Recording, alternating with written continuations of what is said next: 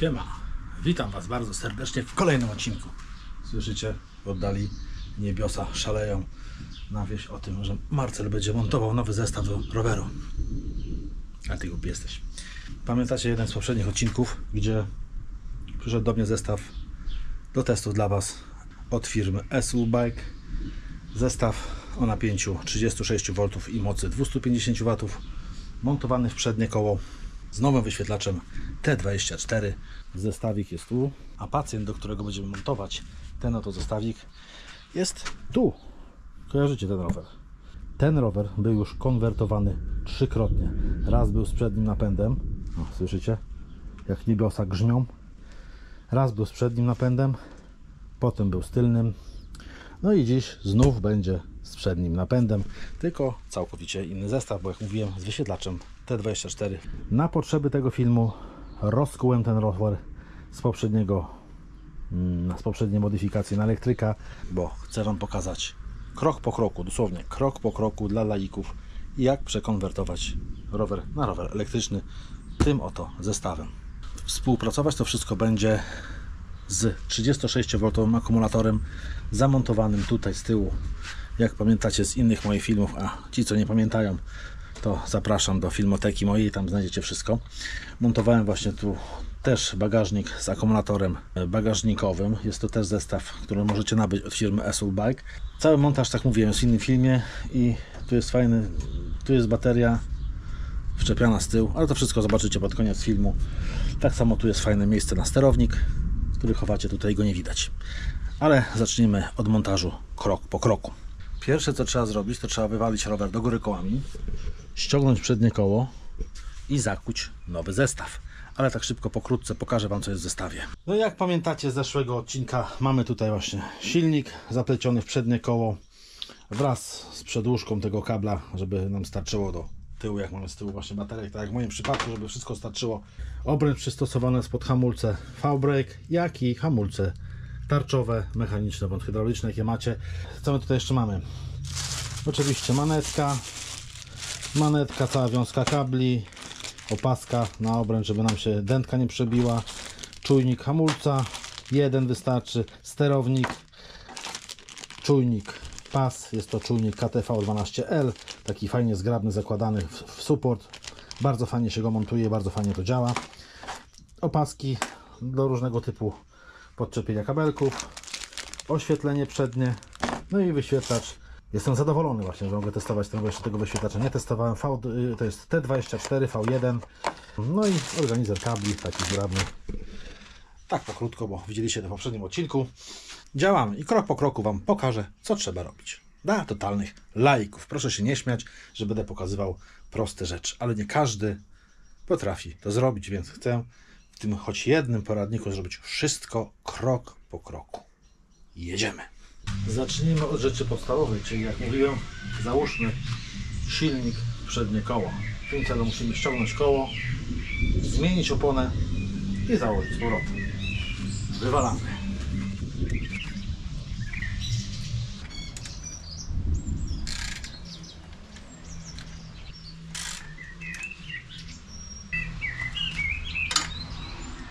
Ja tutaj dodatkowo jeszcze muszę koszyk, czy podparcie koszyka odpiąć. No. I teraz sprzedam Wam takiego tipa. Jak widzicie, tutaj są hamulce V-brake, czyli te szczękowe. No i po odkręceniu koła za Chiny pańskie nie można je wyciągnąć, prawda? No wystarczy po prostu spuścić powietrze. Niby proste, a dużo ludzi o tym zapomina i rozkręca te szczęki, żeby wyciągnąć koło. Spuszczamy maksymalnie, bo i tak będziemy ściągać tą oponę. Zgniatamy i bez problemu wychodzi. Proste, a nie każdy o tym pamięta, jak powtarzam. Bierzemy teraz łyżkę do opon, odkręcamy kapturek, odkładamy go w bezpieczne miejsce, spuszczamy do końca teraz powietrze. U mnie jest spuszczone i teraz podważamy z jednej strony, cyk i słuchajcie, jedziemy o tak powoli cały czas. i oponka nam wyjdzie. Cyk. I teraz drugą krawędź, najlepiej po przeciwnej stronie wentyla, z góry i ściągamy i mamy wyciągniętą oponę. Bierzemy nasze wspaniałe koło. Teraz musimy założyć dołączoną opaskę. Najlepiej zakładać zawsze nową, jak macie, a zakładamy ją najprościej tak. Szukamy, gdzie jest wentylek.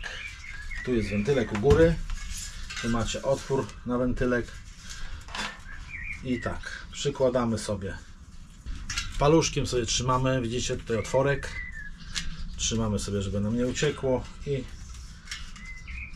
byle prosto zakładamy na całość.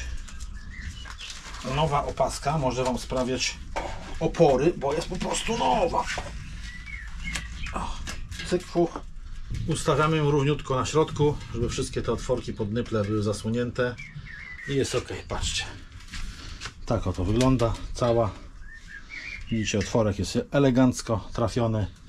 I teraz istotna kwestia, jeżeli chcecie nie mieć nie tyle co przebitych dentek i opon, co uszczypniętych, bo słuchajcie, ja tyle jeżdżę i raz chyba tylko przebiłam oponę, najeżdżając na jakieś szkło, że normalnie przecięłam oponę, a tak to przeważnie dętki przebijają się z boku, bo są uszczypnięte i to czasami może być od jakichś mocniejszych podjazdów pod krawężnik. No na to talk nam nie pomoże, ale bardzo często ona się po prostu nie pracuje, że tak powiem, ta dętka, tylko się rozciąga w tym miejscu, jak jest, wiecie, jak jest za mało powietrza, no nawet jest odpowiednio, ona się cały czas ugina. I jak dętka nie pracuje, tylko jest ściśnięta i ona się po prostu rozgina, nagina, to w tym momencie potrafi się po prostu rozszczelnić, rozwarstwić, tak powiem. No i macie klops. Do tego właśnie użyjemy talku i obficie to tak popierdzielę. Trochę silnik przybrudzę, ale to tylko talk, to się później to wyczyści, nie? O, rozmarzemy to tak, żeby nie było. Dętkę możemy wyciągnąć i też ją obficie nabielić. Coś takiego. Wnętrze opony już tego nie robimy, bo ona sama dętka też to już wystarczy, jak jest udziabana. Wpychamy teraz dętkę w oponę. Cyk, fuch, siedzi nam w oponie. I teraz bardzo ważne, jeżeli macie oponę kierunkową, tak jak w moim przypadku, widzicie, jest kierunkowa, musicie ją dobrze założyć, żeby nie było. Tylko mówię, żebyście zwracali na to uwagę. No. W moim przypadku będzie to w ten oto sposób. I teraz co? I teraz szukamy otworku z wentylkiem, gdzież on się schował. Tu jest. A nanizamy. Zobaczcie, jak pięknie wyszedł. Konusek wyciągamy go tak. Kładziemy sobie. I teraz tak. Najpierw wkładamy jedną krawędź. Zobaczmy, żeby tam nie wyszło. No. Pomagamy sobie łyżką. Cyk. Jedna krawędź nam weszła. No i co? I teraz najlepiej też od wentyla wpychamy drugą. Pamiętajcie o dętce, żeby jej nie uszczypać, bo na tym etapie można już spierdzielić. Ona w pewnym momencie zacznie Wam się już zakleszczać. O, widzicie? Jedziemy. Tutaj sobie podtrzymamy z jednej strony. A tutaj już zaczyna być ciężej. To bierzemy łyżeczkę i bacząc, żeby nie uszczypać dętki, po prostu wpychamy.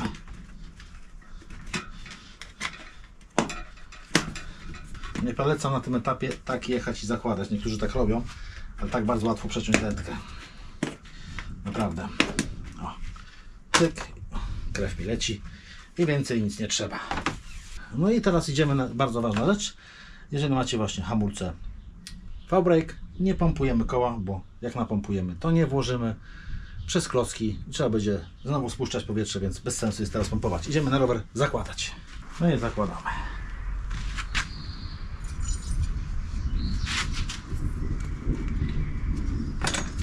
Widzicie, dzięki temu weszło. I teraz bardzo ważne tutaj. Zaraz Wam pokażę, o co chodzi.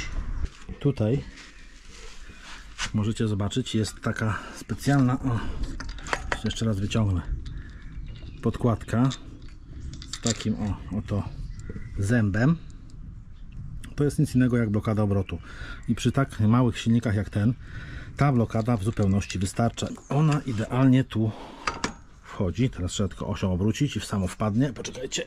Widzicie? Pokręć. O, i wpadła delikatnie. Widzicie jak siedzi?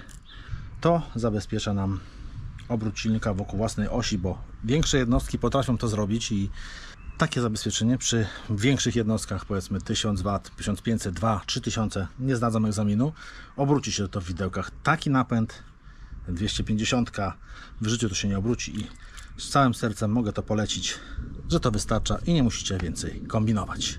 Ale to jest źle założone. Wiecie dlaczego? Już Wam pokazuję. Zobaczcie, teraz zmienię, co ja zrobię. Obrócę całą oś w drugą stronę, o tak. Zaraz Wam powiem, co zmieniam. Co zmieniłem? Zmieniłem wejście przewodu. I nie słuchajcie się innych mądralińskich. Po co to jest zrobione? Jest to zrobione do dołu, ponieważ kabel później wywiniemy sobie w ten oto sposób, słuchajcie. W ten jakoś tak sobie zrobimy do dołu. Bo gdy będziecie jechać w czasie deszczu, pamiętajmy, że rower w tej chwili jest do góry nogami. I jak będziecie jechać w deszczu, to woda po kablu będzie spływać i gromadzić się w tym miejscu i spadać. Jakbyście mieli otworek w drugą stronę i kabel puścili o tak, z tym otworkiem wejściowym, no to cała woda, idąc po kablu, po osi, wejdzie Wam do silnika. Niby one są zabezpieczone, ale wierzcie mi, nie do końca. Wiem to z praktyki, że tak nie jest, że potrafi się tam woda dostać. Także róbcie w ten sposób i będziecie wtedy bezpieczni. A mówi Wam to ktoś, kto jeździł w deszczu, w śniegu, w ulewach, po prostu w każdych warunkach i wiem, co mówię. To lecimy dalej. Teraz tak, ja mam koszyk, więc mocowanie koszyka najpierw zakładam.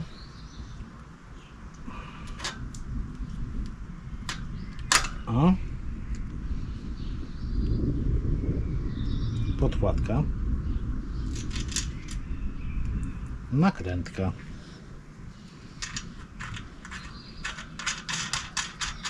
Z tej strony robimy analogicznie. Mocowanie koszyka, podkładka i nakrętka. No i najważniejsze, żebyście nie założyli koła z silnikiem odwrotnie. Przeważnie silniki są pooznaczane. Tu akurat nie wiem, czy jest gdzieś oznaczenie, pewnie gdzieś jest, ale w tej chwili nie mogę znaleźć. Ale zasada jest taka. Silniki przeważnie sprzedawane są na hamulce tarczowe, a system hamulcowy w rowerze zlokalizowany jest po lewej stronie. Zawsze jak siedzicie po lewej stronie, czyli patrząc na napęd w tej chwili, tutaj mamy wolnobieg. Z tej strony, jeżeli był hamulec hydrauliczny, był właśnie z tej strony i po tej samej stronie roweru też musi być hamulec. Widzicie, tu jest tarcza, że musi być z tej strony. Nie można tego odwrotnie założyć, bo po prostu silnik będzie jechał w drugą stronę. Poprzez naciśnięcie manetki lub zaczęcie pedałowania po prostu rower jechałby do tyłu. I tyle. Taka prosta zasada, nie? Tarcza zawsze po lewej stronie roweru. Wszystko zmontuję, Wam pokażę i objaśnię, o co chodzi. Teraz tak, zakładam to. Tutaj muszę założyć dodatkową podkładkę od siebie. Zaraz wyjaśnię dlaczego. Nakrętka.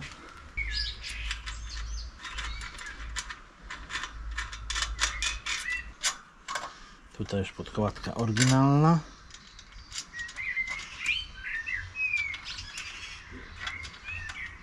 A że nie mam klucza 18 na podorędziu, to dokręcimy takim oto. Nie za mocno, bo jak żona kapcia złapie, to nie poradzi sobie sama. I siedzi. Widzicie, jak pięknie chodzi. I teraz Wam objaśniam, dlaczego taki pakiecik zrobiłem. Bo na samym początku założyłem tą podkładkę tak, jak powinno być z tej strony, widzicie? Czyli tu jest blokada, tu jest trzymanie koszyka z przodu, podkładka i nakrętka. I tak powinno być, ale nie zawsze. Życie jest takie piękne i jak możecie zobaczyć, tu już mi porysowało, bo zaczęło trzeć o widelec tutaj. No i tu śrubka trochę za długa była i przytarło mi tutaj, widzicie, obudowę. No, widelec był za blisko silnika, albo silnik za blisko widełek, w zależności jak na to patrzeć. I dlatego często, gęsto trzeba sobie radzić w takich sytuacjach, bo nie zawsze nie da się kita włożyć tak pyk, pyk. Zawsze coś jest, coś trzeba dorobić, coś przerobić. Oczywiście w takim wolskim, bardzo prostackim zakresie, tak jak widzicie. Dlatego podkładkę ja tutaj dałem tą oryginalną do tyłu, żeby zdystansować troszeczkę widelec od silnika. No i tutaj już dałem swoją taką podkładkę zwykłą, taką popularną, gdzie w Castoramie dostaniecie. Nie musi być dokładnie już idealna pod to. Najlepiej, żeby była, ale jeżeli nie macie takiej, macie tak jak ja, taką zwykłą podkładkę, też możecie dać pod śrubę i nic się nie stanie. Dlatego mówię, takie małe kombinacje czasami są potrzebne. No niestety. Rowery są, jakie są, nie są przystosowane pod konkretne silniki, prawda? No, to jest przeróbka, to jest modernizacja. Więc takie cuda się zdarzają. I na sam koniec zakładamy gustowne zaślepuchy, które i tak zgubicie. One się gubią w trybie ekspresowym. Słuchajcie, i dopiero teraz pompujemy kółeczko.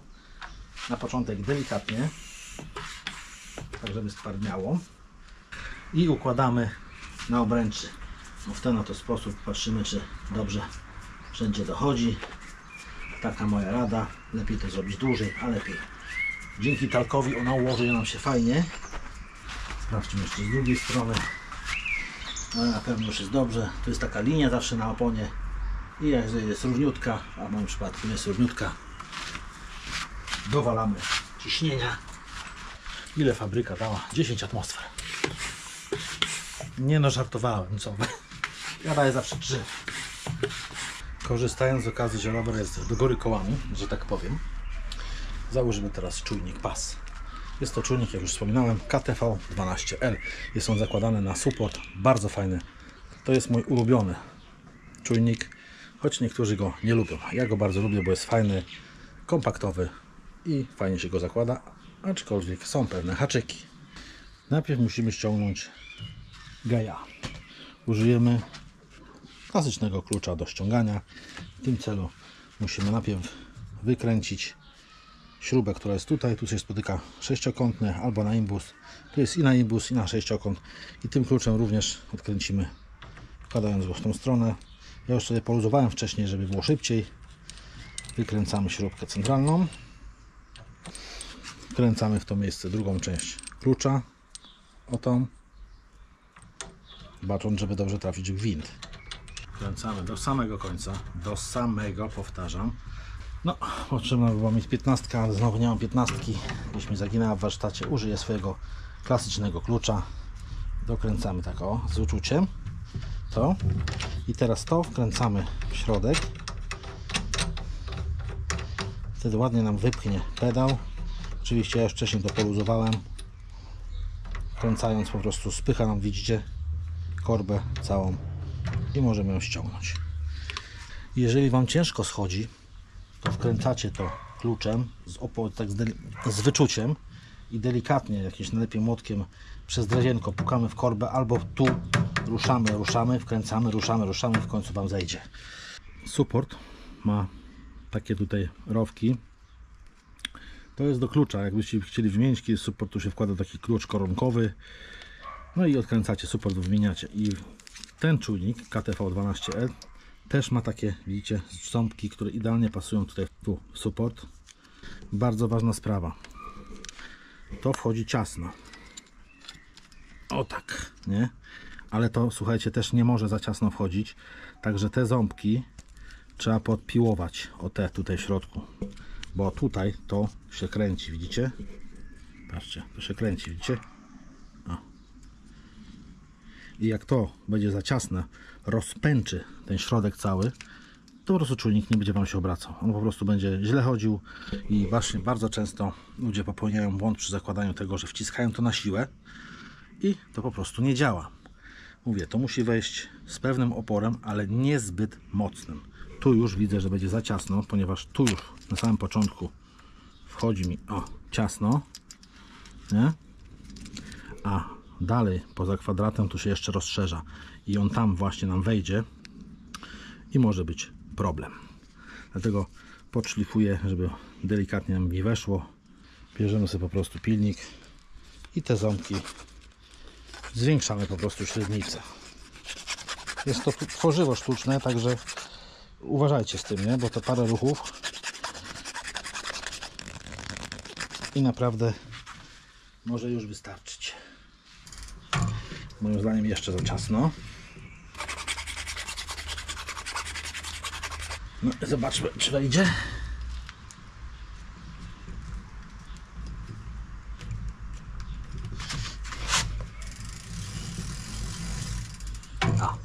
Moim zdaniem jest ok. Kręci się elegancko. Jest ok. Oczywiście go założymy inaczej. Ja to zawsze zakładam tak w dół. I jest ok. I teraz bardzo ważna kwestia. Czy korba nie będzie za długa? Zaraz się o tym przekonamy, bo też ta korba nie może Wam tam dojść, że aż zgniecie Wam ten czujnik, bo on na pewno nie będzie działał. Teraz zobaczymy. No już widzę, że będzie ok. Jest jak najbardziej ok, ale w tym moim... komary mnie żrą. W moim przypadku ta przerwa jest troszeczkę zbyt duża, żeby czujnik mi przypadkiem nie zjechał. Można tutaj sobie wykleić taśmą albo dać taką tyrtytkę, która będzie tu pasowała.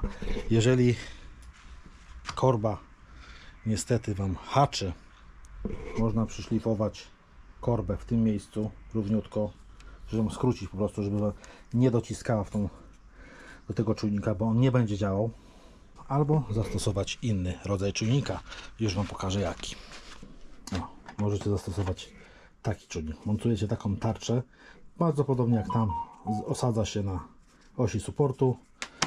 Tutaj z kolei musicie support odkręcić i pod support tam wsadzić, ale to jest temat na inny odcinek. W każdym razie ten jest taki mniej inwazyjny i prostszy do zakładania w niektórych przypadkach. No, w moim przypadku akurat tamten też był bardzo prosty, także no, nie wiem jak będzie u Was, bo naprawdę konstrukcje rowerów są przeróżne i ciężko mi powiedzieć. Zobaczcie, w moim przypadku wystarczy taką tyrtytkę po prostu założyć. Wiecie, że źle wygląda, ale zabezpiecza i nic się nie stanie. Tutaj jest odległość, tu jest odległość na tyle taka duża, że tyrtytka nie trze nigdzie, bo ona tam też się taki wałeczek, obudowa tej zębatki tam, co żeśmy wciskali na oś supportu, jest właśnie na tym i nic się nie stanie. A zsunąć czujnik się nie zsunie. Dobra, mamy to wszystko. Wywracamy rower na koła, tak jak powinien stać. Dobra, pozostaje nam zamontować teraz elementy wykonawcze, czyli wyświetlacz, sterownik, czujnik hamulca oraz manetka. Zacznijmy od manetki. Mi się wydaje, że po lewej stronie będzie lepiej, ponieważ po prawej mamy zmianę przerzutki i strasznie daleko by było do tej manetki, więc damy po lewej, będzie jak najbardziej wygodne. Bo spójrzcie, to jest bardzo fajne mocowanie, bo nie trzeba tego wszystkiego ściągać, wystarczy tylko poluzować. A właściwie nie poluzować, tylko odkręcić. O, i macie zawiasik i po prostu sobie cyk, śrubeczka. Teraz sobie możemy przypasować, jak tam będzie nam pasować, a moim zdaniem tak ok. Jedziemy, tak będzie najlepiej i skręcamy. Gdzie ona ma to skręcanie? Tu. I manetka już jest. Teraz wyświetlacz. Wyświetlacz ma tutaj swoje takie mocowanie. I ta kropka w ogóle to jest czujnik zmierzchu, z tego co widzę. Najpierw sobie przykręcimy. Idziemy na stół. Dobra, najpierw sobie przykręcimy. Wciskamy go w taki krzyżyk. Mamy 4 śrubki w komplecie. 2 dłuższe, 2 krótsze. Ten sam imbus co do manetki. Cyk i już. I mamy elegancko. Idziemy teraz na rower. Tutaj mam rurę 25, więc trzeba będzie zastosować redukcję. I w końcu są redukcje nie z połówek, tylko takie oprzecięte. I sobie założymy tu jedną. Cyk. Tu drugą. Tu i tu na razie przesuniemy tak. O. Jedna siedzi, tu będzie trudniej, bo już mam pozakładane co nieco. A, siedzi, siedzi. Teraz elegancko, żeby nam śrubki nie powypadały, to sobie je do góry nogami weźmiemy. O. O. Patrzymy, czy jest ok. Gdzie ten pilot? To jest. Pilota damy z tej strony chyba.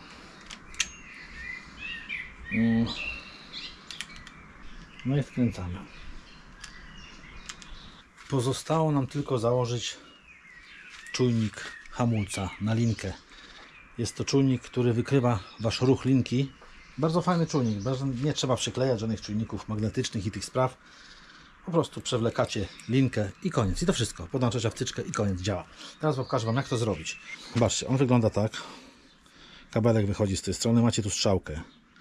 Ta strzałka wskazuje kierunek do klamki. Pojawia się pewien problem i u mnie też się pojawia. Będę go podpinał pod tylny hamulec, bo moja żona używa głównie tylnego hamulca, bo taka trauma kiedyś z dzieciństwa, przedni hamulec, wywrotka przez przednie koło, wiecie o co chodzi. Problem tego typu pojawia się tutaj. Jeżeli macie taką rozciapierzoną linkę jak ja tutaj na końcu, no to nijak tego nie włożycie, chyba że uda wam się przyciąć ją tak elegancko, że nic się nie rozciapierze, ale mnie generalnie przycinanie wychodzi jeszcze gorzej niż jest teraz, więc radzę wam sobie się zaopatrzyć, jeżeli chcecie nową linkę. Po prostu grosze kosztuje, ja takową mam, nowa linka, zobaczcie. Piękna końcówka zarobiona z tyłu, spójrzcie, po prostu bierzecie z tyłu i ona wam przechodzi, nie? Elegancko. Także moja rada, nowa linka. No to sprawa prosta, jedziemy, odpinamy. O, tego się bałem. Pamiętajcie, wszystko jak tutaj jest powkładane, żeby nie było żadnych zgrzytów. O, cyk, fuch, coś tam wypadło, kawałek gumki, dobra, tą gumkę już sobie podarujemy. No i co, i ciągniemy. Wyciągamy całą linkę. Tu też możecie tą regulację wywalić w sumie. A, dobra, pokażę wam tak bez ruszania. Wypinamy i ona tak wychodzi w dół, nie? Wkładamy nową, wkładamy ją tu. A. Cyk, fuch, o, tak ma się obrócić. Siedzi, siedzi, już nam nie wypadnie. Pamiętajcie, tą strzałką do klamki. I teraz tu taki jest mały dzynkwajs, żebyście go kurczę nie zgubili. Gdzie on jest? Tu jest taki mały pipsztak. Ja początkowo go zgubiłem kiedyś tam, jak montowałem, i on idzie jako pierwszy tutaj. O, nie? Tu jest jako pierwszy.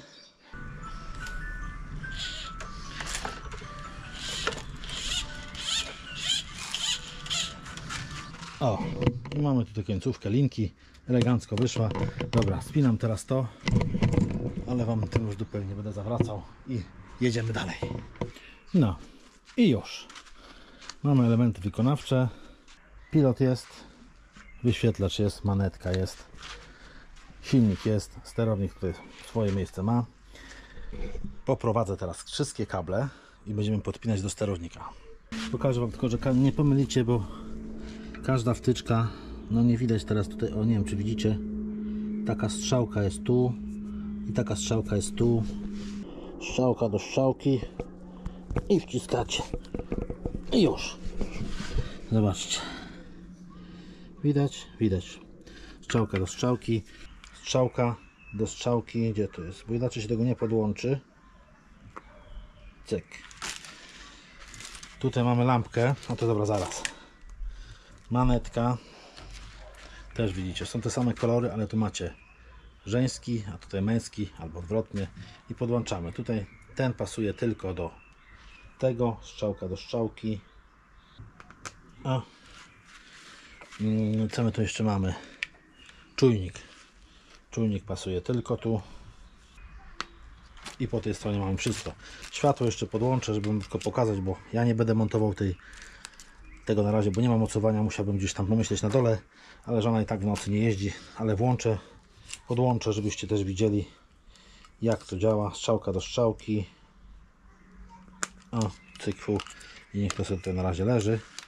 No a całą resztę przeprowadzam przez rower i widzimy się przy sterowniku.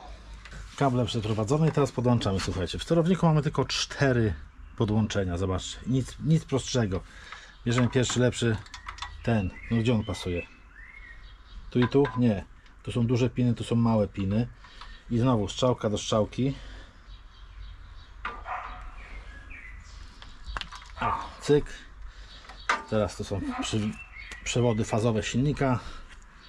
Strzałka do strzałki. Zasilenie.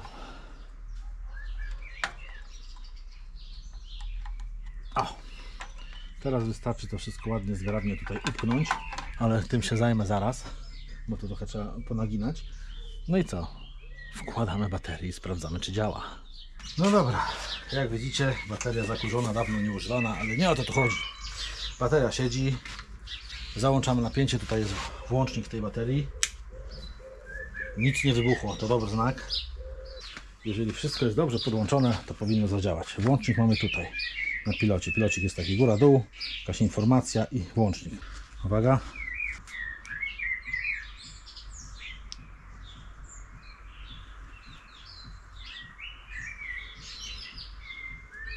Działa. Załączyło się, działa. Jaki fajny wyświetlacz, kurde. Tu widzę, wszystko działa. 5 stopni wspomagania. I patrzcie, tu City. Co tu jest? Sport. Eco. Kurczę, muszę jakąś instrukcję poczytać, o co tu chodzi. Aha, dobra, światło się wypatrzcie. Do góry bierzemy. Załączają się światła. Fajowskie, nie? No, zobaczmy, czy zadziała. Unieśmy trochę tak na bok. Manetka. Działa!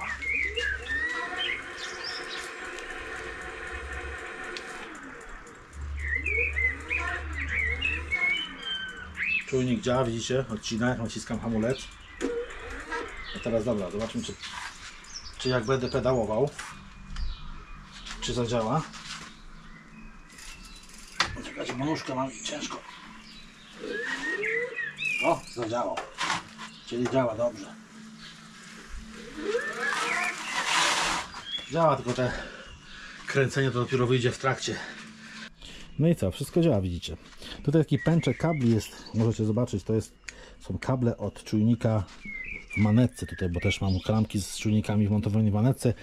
Nie demontowałem ich z tego względu, że ja bardzo często testuję różne napędy, i ten rower, jak i inne moje rowery są takimi dawcami do testów, dlatego to może się przydać do innych testów, innej konfiguracji. Tu terditkę muszę obciąć, a kabelki po prostu puściłem sobie tędy, tu, widzicie, dołem, tu wychodzą w środku, tu, no i tutaj zostawiłem te wtyczki, ponieważ na zewnątrz, ponieważ one są wodoodporne, i wpuściłem tylko dołem, tak jak fabrycznie wychodzi. Sterownik jest tutaj w środku, ładnie w bateryjce.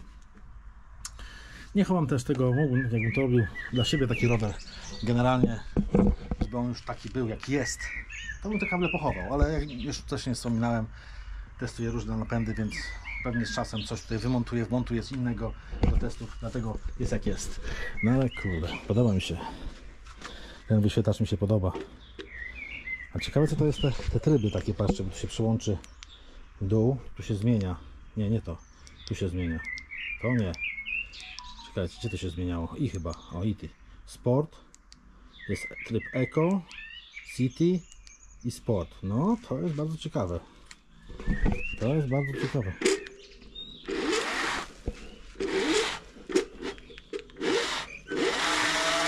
Tak, kręci. Tryb ten, a weźmy Eco. O! Tryb Eco to jest taki, widzę, wolny start. Sport to od razu startuje. No, to będziemy zgłębiać w innych odcinkach ten wyświetlacz. Kolejna konwersja na moim koncie zaliczona. Mam nadzieję, że Wam pomogłem, jak mogłem, przy instalacji tego zestawu. Generalnie zajmie Wam to, no, jeżeli nie będzie żadnych problemów, 2-3 godzinki. Ja to z parę ładnych godzin spędziłem, bo z kamerą to jest zupełnie inaczej, jak się kręci, to wiecie jak jest. I słuchajcie, jeżeli byście chcieli kupić taki zestaw, taki, czy silnik centralny, na przykład TSD-Z2, czy silniki o różnych mocach z przodu, z tyłu, nawet do 1500 W, to zapraszam Was na stronę essobike.com, gdzie zakupicie je w bardzo fajnych cenach i dodatkowo mam dla Was kod rabatowy, który znajdziecie na mojej stronie marcinmarcin.pl w dziale rabaty sklep. Odnośnik również macie na dole, macie tam aktualne kody promocyjne na różne zestawy. Macie też tam nawet film, jak zastosować ten kod na stronie. Planujesz sobie zakupić taki zestaw, to zerknij w opis filmu poniżej, a na pewno znajdziesz ofertę dla siebie. A my już niebawem widzimy się na testach tej wspaniałej maszyny w terenie. Zobaczymy, jak tym się jeździ. Trzymajcie się i do zobaczyska. Cześć!